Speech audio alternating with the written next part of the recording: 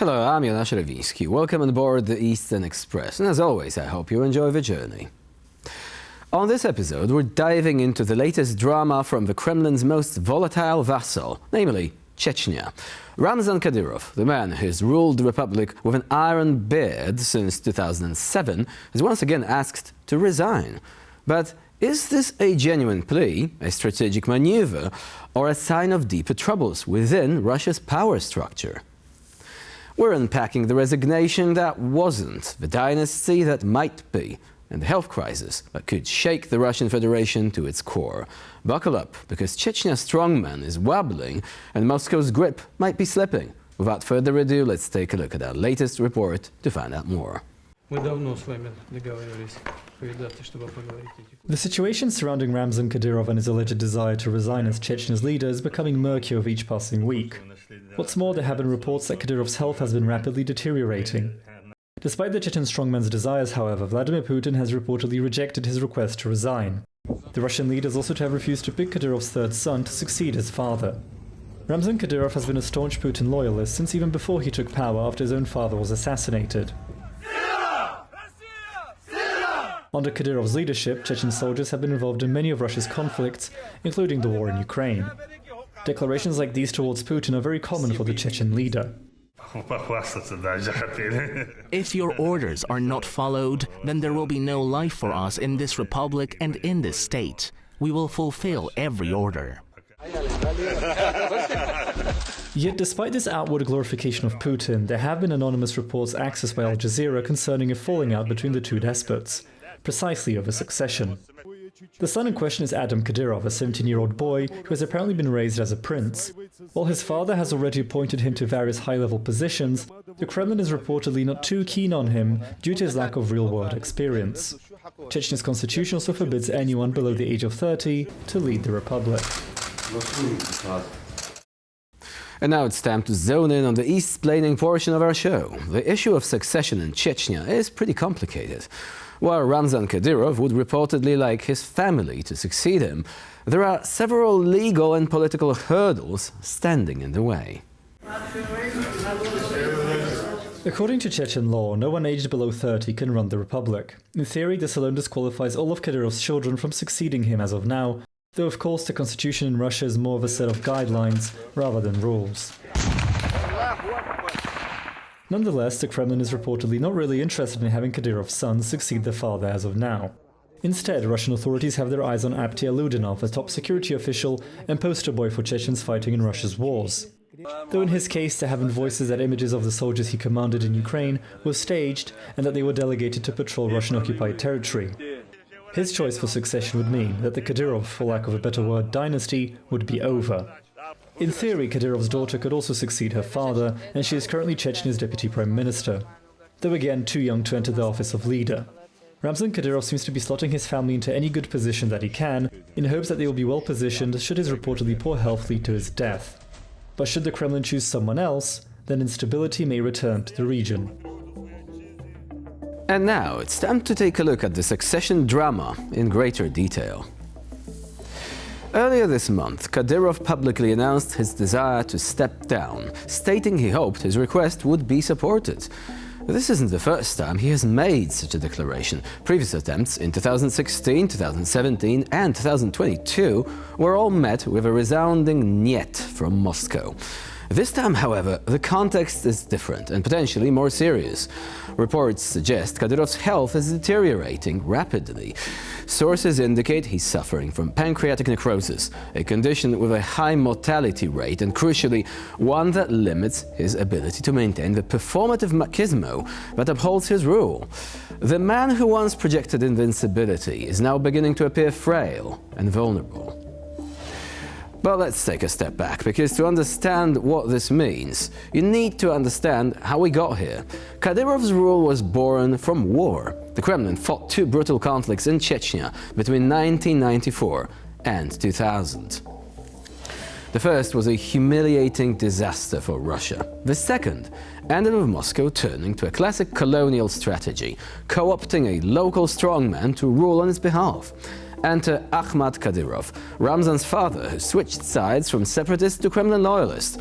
After Ahmad was assassinated in 2004, Vladimir Putin handed the reins to Ramzan, young, brutal, and crucially, loyal. Kadyrov Jr. was given billions in federal subsidies and near-total autonomy in exchange for keeping Chechnya quiet. And quiet he kept it, through fear, torture, extrajudicial killings, and the systematic dismantling of civil society.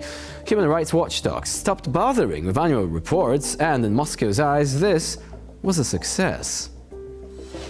After all, the North Caucasus didn't explode again, and Kadyrov offered a ready supply of fighters for Russia's military adventurism in Ukraine and in Syria. But this arrangement also made Moscow dependent on Kadyrov, and now the boss is tired. Moscow has always treated the North Caucasus like a barely managed forest fire. You know, too dangerous to ignore, but way too wild to extinguish. Over the years, they have used everything from brutal military crackdowns to massive reconstruction efforts to a deeply cynical policy of outsourcing repression to local warlords.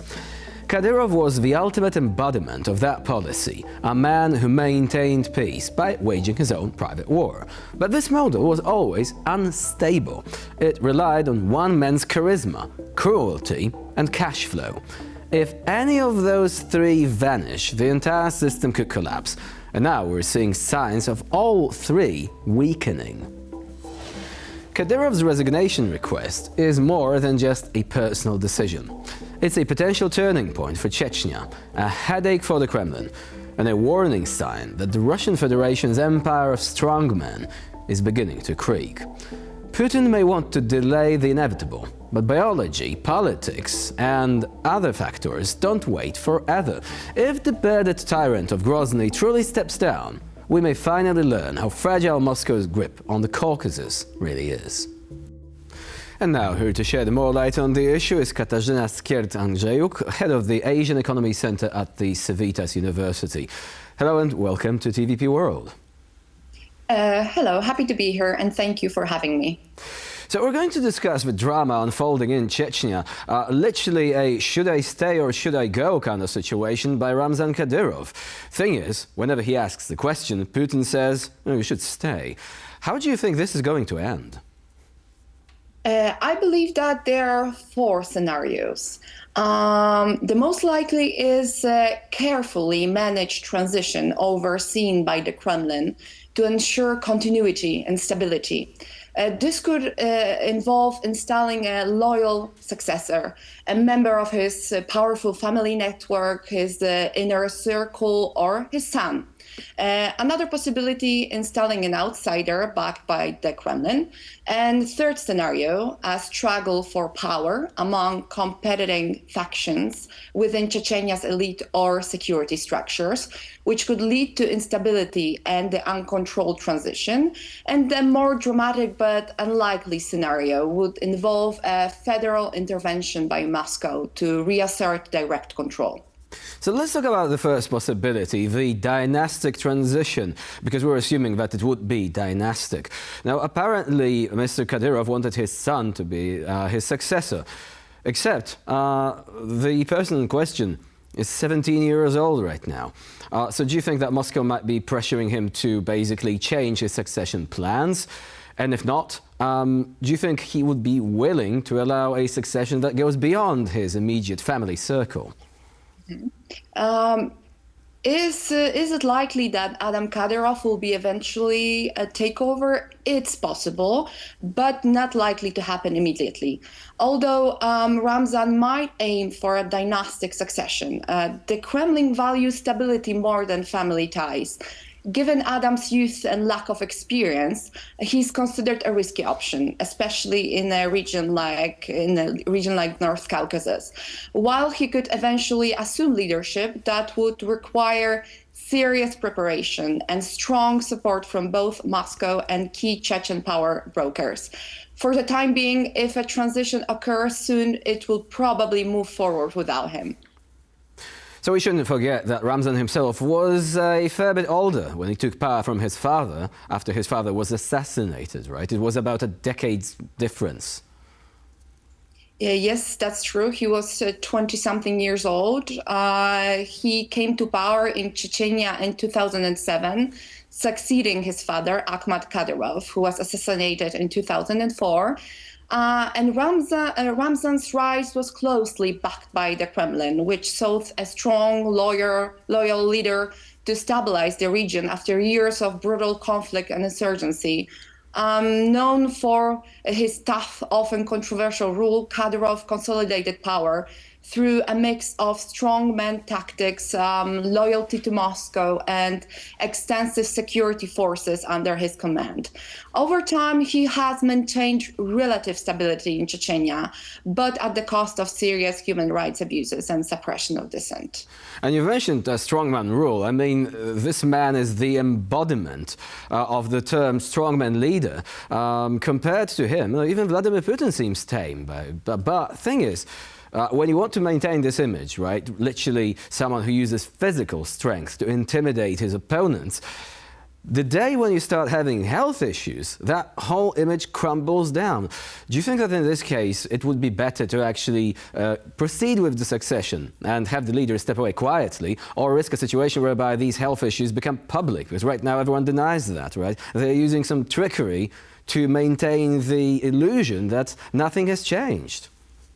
I believe that it's not only medical issues. There are a couple of key factors that could explain Kadyrov's recent actions. First and foremost, there have been persistent reports since 2023 suggesting that he may be dealing with serious health issues, but also at the same time, this could also be interpreted as a calculated political maneuver. He might be testing the waters, offering his resignation not necessarily with the intention of stepping down, but to gauge the Kremlin's response. And also the third factor can be Moscow's growing discomfort. So Kadyrov's personal army, his propaganda efforts, and his near sovereign control over Chechnya has become increasingly difficult for the Kremlin to justify. This is especially true as his troops underperform in Ukraine. He openly criticizes Russian military leadership, and he promotes his son Adam on the national stage. So these factors suggest that Moscow may be subtly pressuring Kadyrov to scale back his influence or begin a managed transition of power. And this is a literal personality cult, I mean, of him and his father Akhmat. Would you say that perhaps this is really instability building up to some sort of conclusion, and that if a managed transition doesn't happen, that conclusion is not going to be pretty? Yes, that's true. And I believe that Kadyrov is likely to stay in power as long as he remains loyal and serves a purpose. However, his position is not guaranteed indefinitely. Factors like health issues, succession dynamics, or changes in Moscow's political landscape could all impact his hold on power. Currently, Putin still protects Kadyrov, but the alliance is transactional, so could end if loyalty wavers or costs rise. So at this stage, what would be the main issue for Russia to deal with if there is instability? After all, the original wars in Chechnya, they happened for a reason. How much has changed today within the fabric of society, not just in the landscape of the city of Grozny, which naturally was rebuilt with huge injections of cash, barely resembling its former bombed-out self? Those implications are high. Chechnya holds both symbolic and strategic importance for the Kremlin when it comes to the North Caucasus. It stands as a kind of testament to Russia's victory over separatism and serves as a showcase of state power. Instability in the region could reignite separatist sentiments or trigger security challenges across the North Caucasus. It might also reveal cracks in the Kremlin's model of governance, which depends more on personal loyalty than on institutions.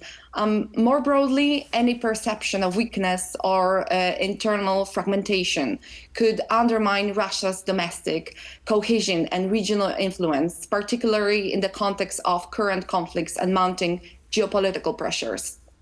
What about the issues of faith? Russia has been extensively referring to the doctrine, or its version of the doctrine of the Orthodox Church in its propaganda. It is trying to portray itself as this sort of savior of Christian civilization, which of course is not true. However, do you think that there might be a problem at some point that, the growing number of Muslims are not really going to accept this sort of narrative, and that they might rebel against what they see as encroaching upon their own morality, their own vision of the world? Because with secular power, they seem to be largely content, apart from situations like we had in Dagestan or earlier on in Chechnya. But when this becomes something of a cultural clash, things could begin to look grim for the Kremlin. Yes, exactly. I believe so, especially when it comes to the North Caucasus and the history of the region, which was actually connected to all the separatists and all the movements connected with religious issues. So I believe that the clash is possible. So the stakes are high. So keeping the stable situation in the North Caucasus is actually really important for the whole structure of Russian Federation and for the whole model of and all the doctrines. So does Putin essentially need local warlords like Kadyrov to maintain this sort of stability? Because they will actually appear to the society, largely Muslim society, as one of their own. So they don't see this as external pressure, power that was imposed from the Kremlin, but they see this as an extension of their own society. So you don't think that, with centralization of power, the local society there in other regions where there are many Muslims in Russia could actually reject this sort of message that the Kremlin itself is relaying?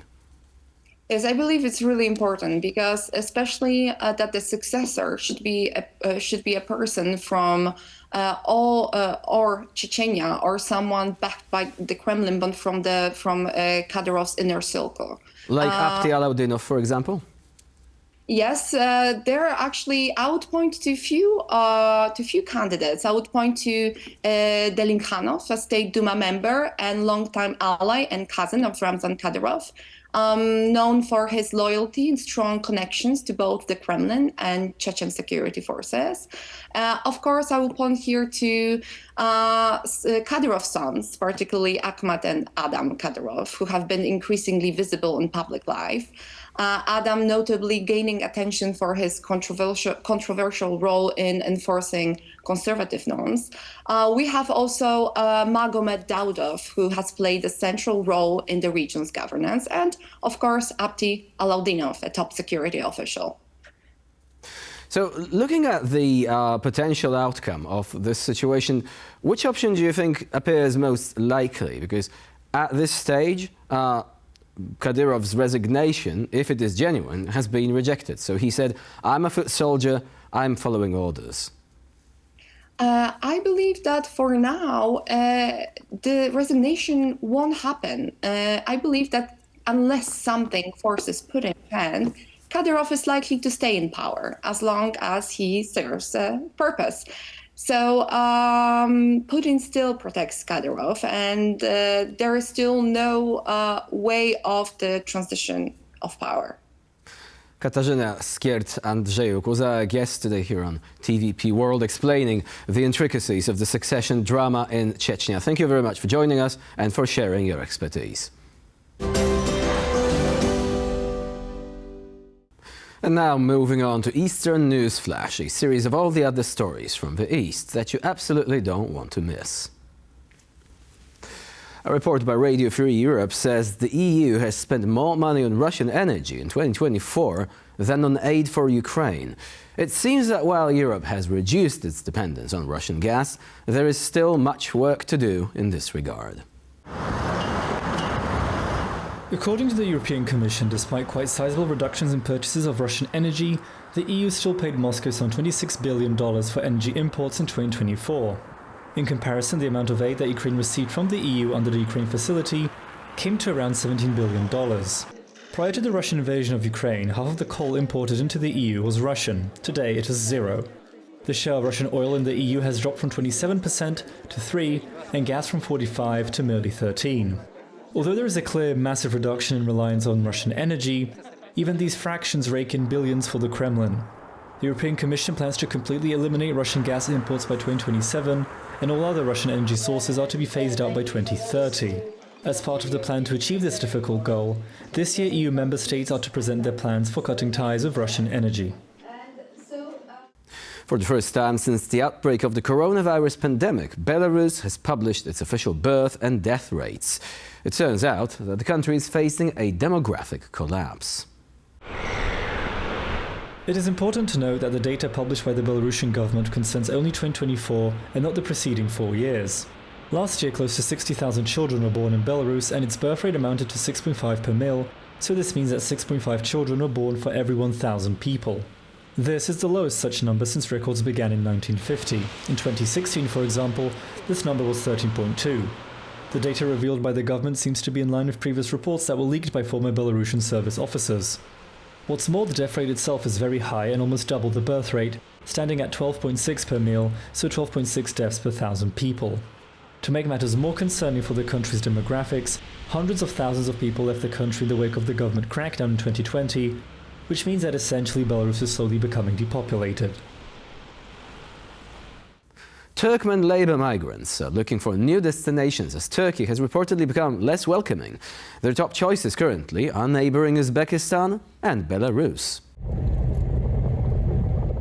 Although Turkmenistan is a country rich in natural resources like natural gas, it has been struggling economically, which has in turn encouraged thousands of people to look elsewhere for opportunities. In the past, Turkey was a preferred destination of Turkmen labor migrants. In recent years, however, the governments of Turkey and Turkmenistan have worked together to discourage migration to the former. This shift is already visible. Currently, Turkmen make up around 2/3 of all economic migrants in Uzbekistan. What's more, the migration flow from Turkmenistan to Belarus has increased eightfold and became Minsk's #1 source of foreign laborers in 2024. As for Turkey, there are currently just over 200,000 Turkmen citizens living there, according to Turkish officials. The problem is that thousands of them are there illegally. Since 2018, Turkey has detained more than 70,000 illegal Turkmen migrants. And for this episode of Eastern Express, it's the end of the line. Please stay with us here on TVP World for more latest news and updates.